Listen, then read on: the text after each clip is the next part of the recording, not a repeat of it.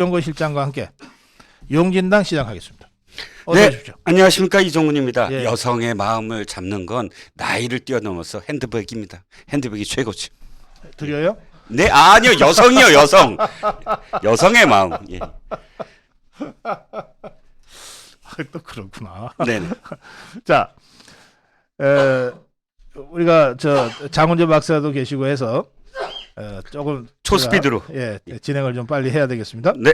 자, 우선 화물연대 민노총 총파업 내일부터 민노총 총파업 한다는데 어떻게 전망하세요? 일단 민노총의 총파업이 포 떼고 뭐 다 떼고 예. 혼자 하겠다 허장 성세입니다. 어. 가장 중요한 건 철도 노조거든요. 철도 노조가 아, 예. 강성이고 또 예. 숫자도 많고요. 그리고 네. 전이 되고 예. 아시다시피 철도 노조도 이제 거의 타협이 됐죠. 그러니까 철도 노조가 원래 연대 파업을 하기도 해 있었어요. 연대 파업이라는 게 뭔지 아시죠? 예. 그러니까 자체적 연대 가서 하는 거? 그렇죠. 뭐 이게 아재 개그입니다. 이해하세요. 연령대가 어쩔 수 없는 뭐 이렇게 원래 이 회사에서 이렇게 하면 어떻게 따돌이 왕따를 당하시는지 아실 텐데. 저 잘못했어요. 아, 네네네. 계속하겠습니다. 그러면 뭐 하고 있었죠?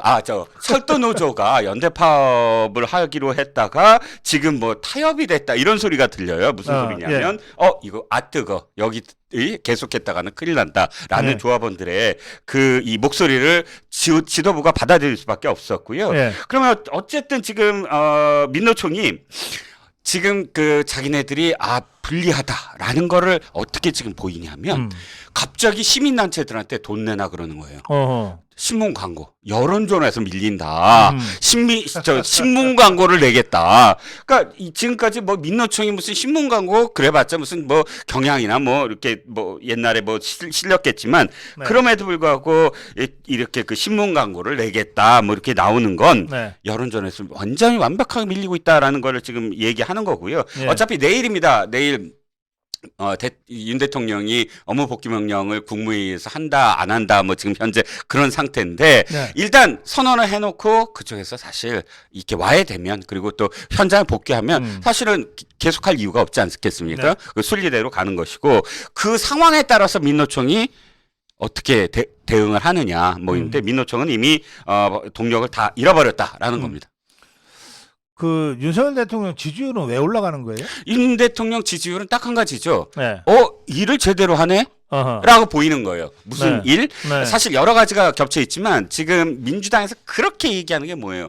경제 아무것도 안 하고 있잖아. 그래서 경제가 어려워. 여기에 사실은 지난주에 가장 큰 요인이 뭐였죠? 파업입니다. 화물연대 파업이고 실질적으로 주유소가 지금 재고가 바닥났어. 또 건설 현장 다 올 수도 없대. 이런 보도가 계속 이어지고 주유소는 피부에 느끼는 거 아닙니까? 그러니까 그렇죠. 이게 지금 이 경제가 엄중한데 이거 어쩐 일이야 했을 때 원칙적인 대응을 견지했다. 이것이 국민들에게 어떻게 여겨졌냐면 일 제대로 하시는 분이네. 아하. 이렇게 여기시는 거예요. 경제 살리려고 하네. 이건 무슨 파업을 어떻게 한다 이게 아니야. 파업을 일으키는 것도 아니고요. 또 뭐 노사 갈등 이런 게 아니고 경제가 어려운 것을 어떻게든 이 리스크 요인을 제거하고 정상화시키면서 회복하려고 하는 그런 의지가 보인다. 이게 가장 첫 번째 중요한 어떤 요인이다라는 겁니다. 알겠습니다. 근데 이건 맞아요? 뭐요? 송오행님이 댓글을 올리셨는데 네? 이종건 실장님 정권이 바뀌니 신바람 나는 목소리로 방송에서 더욱 빛나 보이십니다. 이러셨는데. 정권 바뀐 지 꽤 오래됐는데, 이건 확실해요. 6개월 동안 답답했거든요. 6개월 동안 너무 답답했는데, 이제서야, 여러 가지로 정상화되고 있다. 일단 두 가지예요. 공간이 정상화되고 있고 인간들이 정상화되고 있다. 사이간자로 지금 뭐 라임을 맞춰봤습니다. 공간의 정상화는 일단 대통령실 일단 관저가 만들어졌고 대통령실이 좀 정상적으로 운영됐고 또 1층에 기자실 옮긴답니다. 그래요? 그게 뭐가 문제냐면 이거야. 가림막 얘기 하나만 할게요. 좌파 언론들이 가림막을 설치한 건 마치 이 대통령이 하도 실수를 하니까 그거 가리려고 한다. 그거 아닌 거 아시죠? 아소다로가 왔었어요. 전 일본 총리가. 근데 아시다시피 대통령실에 외교 사절로 오는 사람들을 공개는 공개, 비공개는 비공개 나눠야 되잖아요. 그렇죠. 그래서 협조를 구했어요. 1층 출입 기자단한테 자 이거 비공개로 온다. 그러니까 저기 그 영상 찍지 말자. 네. 근데 이놈의 MBC랑 몇몇 그 방송사들이 다 나와서 찍은 거예요. 그러니까 이건 도저히 안 된다. 아시잖아요. 그게 어떤 의미인지 아시잖아요. 네. 주립기자단에 다 앞에서 다 얘기한 거를. 그러니까 가림막 설치하는 건 대통령이 아니고 네. 비공개로 만나는 사람들에 대해서 보여주지 않게 그러니까 가려준다라는 의미였는데 네. 그거 갖고 난리를 쳐요. 그래서 아예 1층 기자실을 옮긴답니다. 네. 이게 공간의 정상화. 음. 인간의 정상화는 이미 됐죠. 저기 이준석. 어. 그래서 이 두 가지가 합쳐지니까 어. 관저 정치라는 말, 저기 뭐야 한결에 참 진짜 해도 정말 최악의 저질 그 제목을 달더라고요. 어떻게 달았냐면 관저를 세금으로 냈는데 그 먹이는 식사비는 누가 내냐? 뭐 이따위 제목을 했. 야 그러면 김대중 노무현 문재인이 그럼 먹인 것들은 그럼 그 세금이 아니야? 관저 정치가 다 있었어요. 없었어. 문재인은 없었어. 왜요? 안 불렀어. 안 만났어. 아예 지가 혼자 저 가족들이랑 먹었지. 그래서 욕 많이 먹었잖아요. 소통을 안 한다고. 어찌 됐든 사람들을 만나니까 다 불렀잖아요. 지금 뭐 저기 지도부도 불렀고 또 네. 따로따로 독대도 계속 한다고 나오죠. 예. 뭐가 정상화되는지 아세요? 당이 정상화되고 있어. 어떤 게 지금 당에서 들리냐면 네. 대통령이 자신감이 어. 있더라. 그리고 네. 전국 운영에 대한 그림이 있더라. 이게 공유가 되는 거예요. 네. 당에. 그래서 당이 일사불란해지기 시작한 거예요. 그 저기가 어떻게 됐냐면 110명 중에 그 이번에 왜 그 정파나가 나서죠? 민들레가 전신이고 예, 예. 거기에 65명이 지금 참여하겠다라고 나서요. 저는 정파를 갖고 욕하는 건 있을 수 없다. 아니 당연히 대통령을 그 성공을 바래서 뒷받침하는 네. 사람들이 모여서 무엇인가를 한다. 그랬던 적 없나요? 다 지금까지 그렇게 왔죠. 그래서 어찌됐든 결론을 말씀드리면 제가 신바람이 나는 건 이제서 시작이다. 아하. 6개월 동안 너무 힘들었는데 공간과 인간이 정리되기 시작했다라는 뜻입니다. 알겠습니다. 자, 이재명 얘기도 좀 해야 되겠습니다. 이게 저 보통 이 야당 대표가 이제 대표가 된 다음에 취임 100일 그러면 뭐 기자간담회 하고 그러잖아요. 네. 뭐 저 좀 폼 잡는 사람은 기자회견도 하고 그러는데 지금은 이재명이가 169석의 당 대표니까 네네. 당연히 그걸 할 거라고 생각들을 했는데 네. 아예 안 해버리네요. 그러게요. 오. 일관성이 있어 이 사람. 어허. 저 기억하시죠? 나 이거 오늘 이 상황을 보고 네. 그 경기도지사 됐을 때 네. 이거 뽑아버린 거 있죠? 뽑아버린 나 거. 이거 안 해. 인터뷰 안 해. 이거 있잖아요. 네. 왜 그 전 언론이 그 전 방송사가 그 저기 김건희 죄송합니다. 김부선은 물어봤어요. 관계를. 그랬더니 그 간신히 대답을 하고 그 쭝얼거리는 게 동영상에 다 찍혔는데 네. 또 이런 식의 질문 나오면 나 인터뷰 이제 안 해. 근데 MBC 차례가 됐거든요. 근데 MBC 기자는 사실 김부선 물어본 거 아니야. 이렇게 물어봤어요. 아유, 지금 저기 그 선거 과정 속에서 참 힘든 그런 과정들도 많으셨죠. 근데 그거 듣고 갑자기 이거 포커스, 안 들려요. 여보세요? 안 들려요. 팍 하고 화를 벌컥 냈잖아요. 듣기 싫은 얘기는 안 듣겠다. 하고 싶은 얘기만 하겠다. 즉 오늘 안 한 이유가 딱 한 가지죠. 저 측근들 지금 잡혔는데 최측근이라고 하셨잖아요. 한마디 하시죠. 왜 지금까지 피하셨어요? 이 질문 답하기 싫다. 그래서 안 한 겁니다. 저 정진상이 김용희 질문 나올까봐. 그 다음에 질문은 뭐겠어요? 저 소환되실 때 언제 소환되시겠습니까? 뭐 이런 질문 하겠습니까? 당연히. 그런데 이 이재명이에 대해서는 네. 이 좌파 진영 내에서도 이제 얘기들이 뭐 거의 그 가리지 않고 막 나오는 것 같아요. 그렇습니다. 좌파 언론들도 그렇게 지금 시작을 했죠. 오늘 경향신문 당장 제목 보세요. 한겨레도 마찬가지지만 경향신문의 내용까지 그거예요. 사법 리스크 때문에 당이 도대체 당 역할을 제대로 못했다. 이게 중간 제목에 그렇게 나왔고 내용도 그래요. 도대체 당 대표가 한 게 뭐냐? 거의 그 분위기예요. 아주 그래도 좌파 언론이니까 한 게 뭐냐라고는 안 했겠지. 하지만 전체적인 내용은 그렇습니다. 너무나 당이 그래서 이 정부를 제대로 비판하고 견제하는 역할마저도 못했다. 왜? 당대표가 자기 그 사법 리스크 가리느라고 음. 이게 사실 보수 언론 지금까지 얘기했던 게 아닌가요? 근데 그거를 지금 경향신문이 100일을 맞아서 했다는 건 일단 지금 딱 그 기싸움에서 지고 있다는 거예요. 자기가 허세라도 어쨌든 장악을 해야 되는데 장악력이 이제 다 무너졌다라는 겁니다. 원래 이제 좌파들은 음. 특히 종북 주사파들은 네, 그 수령은 하나잖아요. 그렇죠. 김정은이 하나지. 아하, 수령은 하나잖아요. 아, 네네, 종북 주사파 입장에서는 수령은 김정은이에요. 예, 그러면 나머지는 다 쓰다가 버려도 괜찮은 음.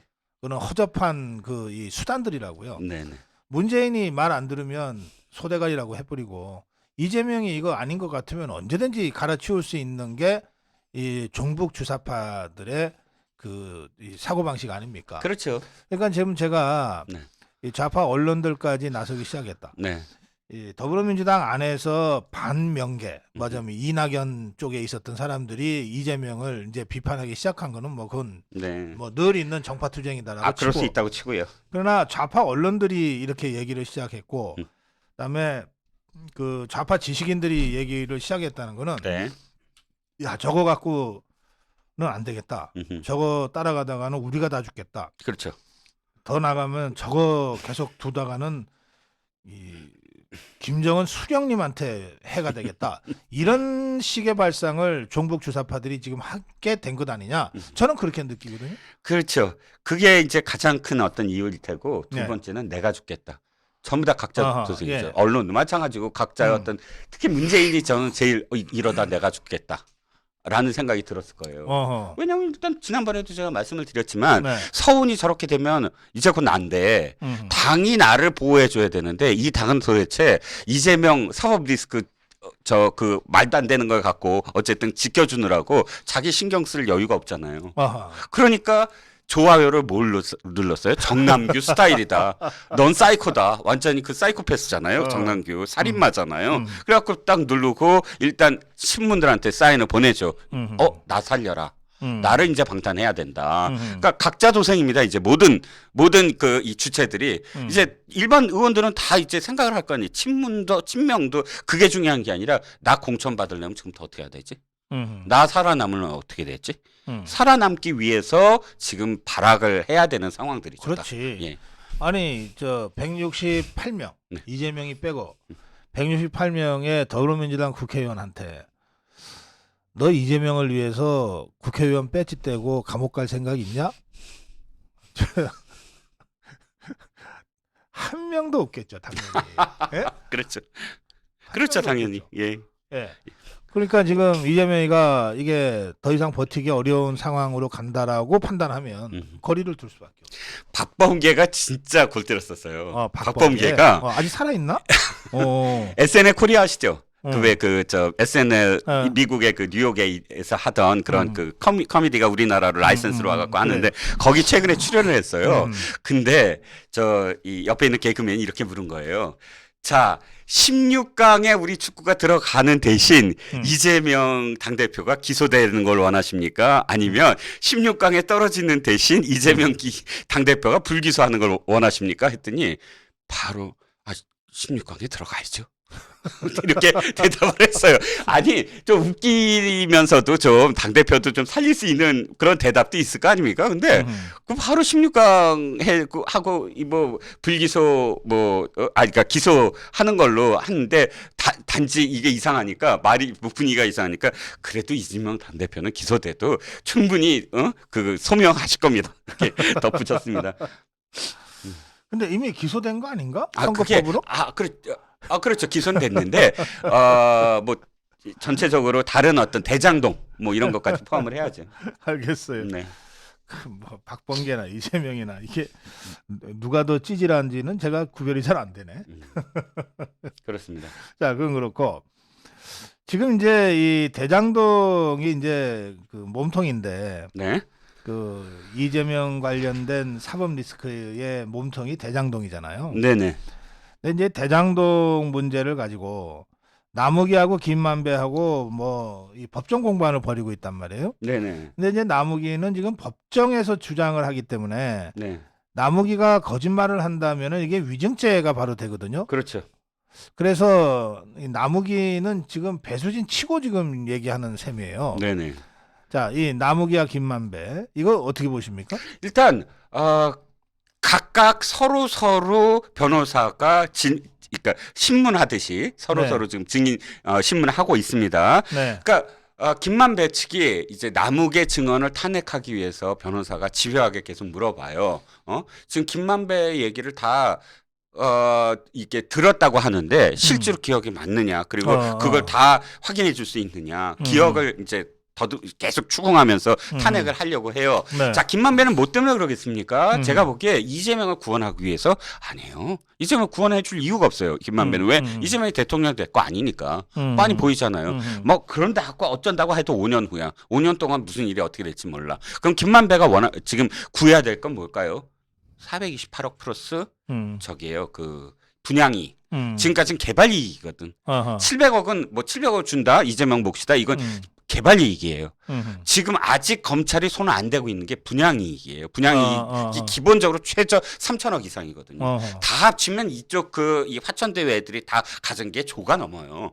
전체 이익이. 근데 지금까지 얘네들이 5단지의 분양권을 그냥 줘버렸어요. 15단지에서. 예. 그 5단지에서의 분양 대행업자한테. 분양 이익에 대해서는 지금 아직 수사를 안 했어요. 저게 박영수 네네. 예, 무슨 일가라고 하는 이모라는 이모, 예, 대표로 이모가 있죠? 지금 예. 계속 뭐 돈을 구한다, 뭐 예. 어쩐다 했던 뭐 그래서 나오죠. 어쨌든 그래서 일단 428억이라고 얘기하지만 700억이라고 치고 700억이라고 치고 그 700억이 잘하면 자기 게 그냥 돼요. 예를 들어 이게 뇌물공여만 아니면. 그러니까 왜냐하면 이재명이가 지거 아니라고. 지거 아니라고 지금 온 천하의 지거 아니라고 이렇게 얘기하고 있는데 그게 만약에 5년 후에 내 거야 내놔 그런다고 그게 갈 수가 있겠어요? 만인 환실인데 이제. 아니 그때는 감옥 가면서 내 거라고 그러면 되지. 자기 거라 그러면 그 즉시 뇌물공여가 돼요. 그렇지. 뇌물로 환수가 돼요. 그러니까 그건 못하지. 못하. 이건 나중에 할지도 몰라요. 그래 너도 먹어라 이거. 예, 아니 선거법으로 해서 아예 5년 후 대통령 선거 출마 자체가 원천적으로 불가능해지면 그다음 돈이라도 챙기자 그러고 사실은 그거 내 거였어 그럴지도 몰라요. 그러게요. 어쨌든 그래서 김만배의 주된 목적은 제가 보기에는 이 상황을 그대로 그냥 가져가는 거예요. 처음 증언한 대로 그대로. 그래서 남욱의 얘기를 계속 탄핵하고 있지만 그럼에도 불구하고 실질적으로 이 전문 증거라는 게 법조계에서 여기 서정욱 변호사가 계속 얘기했겠지만 네. 저는 법률가가 아니지만 중요한 건 왜 그때 당시에 신빙성이 있는 상황이냐. 즉 그 김만배가 정영학하고 얘기를 할 때 그 녹취된 상황이 거짓말을 해야 될 상황이냐 아니면 그냥 일상이어서 그 상황이 압박이나 이런 회유나 이런 게 아니고 일상적으로 할 수 있는 말들 속에서 나온 말이냐. 이런 정황에 따라서 특정 상황의 신빙성이 굉장히 중요하다. 그래요. 거거든요. 알겠어요. 네네. 그리고 제가 이제 재밌게 본 대목은 나무기가 이제 미국에 도망갔다가 네. 검찰이 회유해서 귀국한 거 아니에요? 네네. 귀국하기 직전에 이 인터뷰에서 뭐라 그랬는가 하면 네. 이재명이한테 돈 줬지. 하니까 이재명이 씨알도 안 먹혀. 예. 이렇게 얘기했어요. 네네네. 예? 그게 이제 구체적으로 12년 동안 내가 봤는데 여러 번 시도했는데 씨알도 안 먹혀라고 했어요. 그때는 그 얘기만 했어. 예. 근데 이번에 법정에서 당신 이재명이 씨알도 안 먹혀라고 했는데 그게 무슨 뜻이야 그랬더니 밑에 애들이 다 했다는 뜻이야. 아니 그러니까 이렇게 얘기했죠. 그게 씨알도 안 먹혀. 그 얘긴 맞아. 왜냐하면 겉으로는 다 그랬어. 공식적으로는 그렇지. 씨알도 안 먹혀. 근데 사실 밑에 애들이 다 했잖아. 그러니까 그 말은 사실은 사실이었다. 왜? 겉으로 보이는 건 다 그렇게 보였다. 라는 의미로 얘기했다라고 한 거죠. 그러니까 이재명이가 이 남욱의 말이 사실이라면 진짜 교활한 자지. 그럼요. 지는 뒤로는 지 똘마니들한테 야 이거 얼마씩 받고 어떻게 해. 그쪽에 요구야? 오케이 내가 해줄게. 다 해놓고 겉으로는 지는 한 번도 뭐 청탁에 흔들리지 않는 것처럼 이렇게 시침 뚝 따고 연기했다는 거거든. 이게 남욱의 주장은 그런 뜻이거든. 그렇죠. 음. 성남시장 시절부터 캐치프레이즈가 그거잖아요. 청렴천구 부패지요. 할 말이 없습니다. 유동규 말씀을 한 번 더 드릴게요. 유동규가 그때 기사가 이렇게 나와요. 유동규 성남도시개발공사 본부장은 한 번도 나가서 점심을 먹은 적이 없다. 너무나 청렴해서 늘 도시락만 먹었다. 사람들을 만나면 돈을 받을 위험이 있다. 해서 늘 도시락만 먹었다. 이렇게 기사가 나온 적도 있습니다. 자, 그래요. 예. 이 남욱이 김만배 얘기는 이건 어쨌든 둘 다 감옥을 지금 둘 다 감옥을 갈 사람들인데. 법정 구속 당한 사람들이죠. 예, 지금은 불구속, 그러니까 구속 만기가 돼서 나와 되죠. 있지만 이제 감옥을 어차피 갈 것으로 예정이 돼 있는 사람들. 그렇죠. 형이 확정될 수밖에 없는 거고. 양형의 문제. 양형의 얼마나 문제죠. 형을 받느냐. 그리고 감옥을 뭐 3년이든 5년이든 들어가면 나오기는 돼 있으니까 그렇죠. 나온 다음에 내 돈 어떻게 찾을 거냐. 이 문제를 가지고 지금 이 머리를 머리싸움을 굴리면서 하고 있다. 네. 예, 알겠습니다. 자, 마지막으로 문재인이 얘기 좀 하겠습니다. 네. 이자가 내가 했다고 그런 거죠 지금? 아니 근데요 그걸 갖고 칭송을 하더라고 저 좌파들은 우리의 전임 대통령이 드디어 봐라 저 같이 밑에 부하로 있던 사람들의 고초를 저렇게 몸소 아파하면서 다 내가 했다라고 스스로 저렇게 책임을 지지 않느냐라고 얘기하는데 제가 분노를 느낀 거예요. 아니 진작에 그러면 내가 했다. 그럼 내가 다 조사 받겠다. 내가 수사를 받겠다. 우리 애들 건드리지 마라. 이게 말이 되는 거 아니에요? 자기한테는 조사가 오면 무례하다, 무엄하다. 수사 안 받아. 뭐 조사도 안 받아. 이렇게 해놓고 내 책임이다라고 얘기하는 건 이건 내 책임이 아니지. 그럼 말이 안 되지. 앞뒤가 안 맞잖아요. 제가 지금 우리 이정권 실장 설명을 들으면 네네. 그럼 문재인은 정상이 아니네? 이제 판단하시나? 설마 5년 전부터 정상이라고 생각하시나? 정상 아니잖아요. 아니 정상이 아닌 게 좀 심하네. 정도는 점점 더 심해지지. 왜냐하면 아시잖아요. 권력을 내려오고 아직도 권력에 있는 것 같은데. 그래서 제가 보기에 검찰이 당황한 것 같아. 검찰은 뭐라 그랬냐면 서훈이가 최종 책임자라 그랬거든. 그렇잖아요. 책임자라고. 그럼 자기 입 닫고 있으면 되잖아. 그렇지.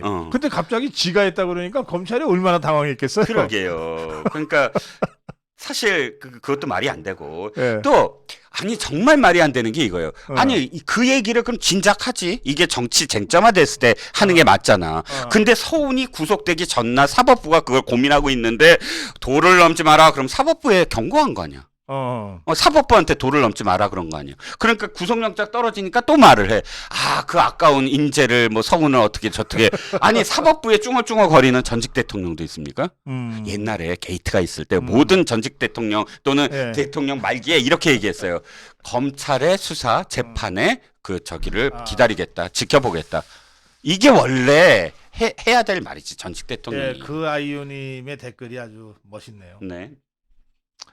어느 집인지 몰라도 그 집은 고양이만 정상이죠. 그렇습니다. 근데 그것도 과학적으로 말이 안 돼. 토끼를 잡으러 가는 호랑이 있잖아요. 소리가 안 들려. 얼마나 사뿐사뿐 밟는지. 그렇지. 몇백 ton의 호랑이도 사실은 그게 안 찍힐 정도로 살살살살 걸을 수 있거든요. 아니 그런데 고양이가 그걸 꾹꾹 눌러. 꾹꾹 눌러갖고 뭐 그걸 좋아요를 눌러. 그런 비과학적인 자, 변명이. 이 사법부 얘기를 하셔서 갑자기 생각이 났어요. 뭐가요? 송경근인가? 사무총장 이름 같기도 아니요. 하고. 그 무슨 무슨 부장판사 모양인데. 네. 지금 법원장 추천제 김명수가 만든. 네네네네. 기자가 서울지법원장에 추천이 됐는데. 동시에 청주지원장에도 또 추천을 냈어. 어떻게 그게 그럴 수가 있죠? 김명수가 그렇게 한 거예요? 아니 지가 스스로. 김명수 최측근이라는데. 예. 근데 김명수가 제정신이 아니면 그 최측근들도 다 비슷한가 보죠? 좀 좌파들은 정상이 아닌 사람들이 너무 나는 많습니다. 정말 제정신인 좌파를 보고 싶어요. 그렇죠. 누가 그러더라고요. 제정신인 좌파는 거짓말쟁이고 제정신이 아닌 좌파는 그냥 뭐 찌질할 뿐이다. 뭐 그랬나? 뭐 멋있는 말인데 제가 너무 왜곡한 것 같습니다. 예. 아, 고양이가 아니래요. 그거 누른 게. 누구래요? 공짜밥 먹고 있는 딸이 하나 있대네요. 아, 그 저 고양이띠인가요? 혹시? 예. 자, 네. 마무리 한 말씀. 아니 하다 못해 개까지 그렇게 그 욕을 보이더니 고양이까지 이건 너무 심합니다. 반려인들이 사실은 저 가슴을 아프게 만든 그런 사건, 반려묘, 반려견 모두 다 그렇게 핑계를 대고 또 내쫓고 하는 그런 사람이 어떻게 뭐 그 반려인이라고 토리 얘기하고 했는지 정말 이해가 가지 않습니다. 우리 이경자님이 박사님 미싱하다가 손 찔릴 뻔했대. 재밌어서. 원래 용진단이 재밌는 프로가 아니었는데, 예, 진지한 프로였는데요. 우리 오늘 이 용진단 시작하기 전에 우리 이정근 실장이 윤석열 대통령한테 힘주는 한마디 꼭 하고 싶다고 그러셨는데.